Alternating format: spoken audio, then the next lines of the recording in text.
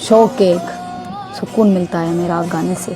ये शाह लतीफ़ का आंगन है जहाँ पर रोज़ाना राग होता है, मर्द गाते हैं राग, और जब हम भी 7 सूरमियाँ बन जाएंगी तो हम भी यहाँ पर शाह लतीफ़ का राग रोज़ गाएंगे। शाह की शायरी में 7 ख़वातीन हैं जिनको सूरमियाँ कहा जाता है।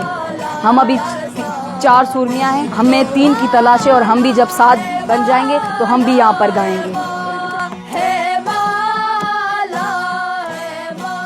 हमारे मुआशरे में इजाज़त नहीं कि लड़कियां परफॉर्मेंस करे, स्टेज पे चढ़े। ताइवान से एक लड़की आई, टीलिंग हुआंग, अब्बू से सीख रही थी, तो उसने अब्बू को कहा कि इनको इजाज़त दो। अब्बू ने मना कर दिया। अब्बू ने कहा ये मुनासिब नहीं। उसने कहा कि तुम मुझे अपनी सगी बेटी नहीं समझते, इसलिए तुम अपनी बेटियों को नहीं छोड़ते। फिर अब्बू ने हमें इजाज़त दी। अब्बू ने कहा अब्बू का ख्वाब है कि 7 सूरमी बनाए, इंशाल्लाह हम 7 सूरमी बनेंगे।